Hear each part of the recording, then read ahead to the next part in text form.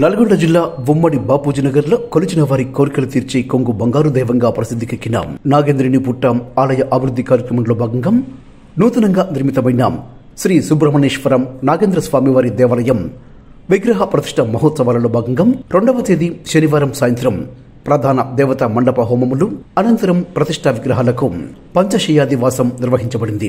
భక్తులు తమ శక్తి కొలది బియ్యం, వడ్లు, తెల్ల నువ్వులు, మినుములు, పెసరపప్పు, ఆవాలు విడిగా తెచ్చుకొని ఈ శయ్యాదివాస పూజా కార్యక్రమంలో పాల్గొన్నారు.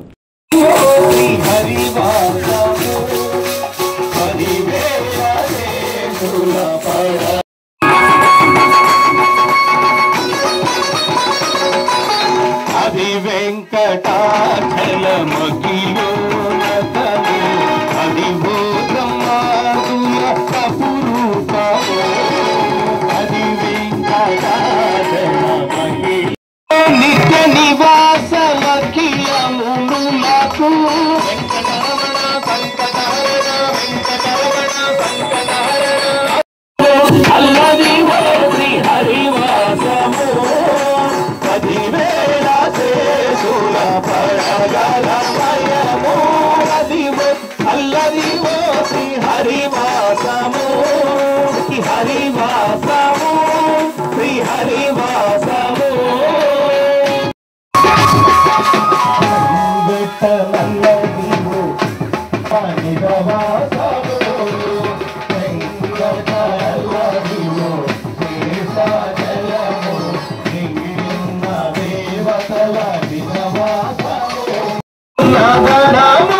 బంగారు శిఖరాల బహుబ్రహ్మమయము అదివో అల్లదివో శ్రీ హరివాసము 10,000 శేషుల పడగలమయము అదివో అల్లది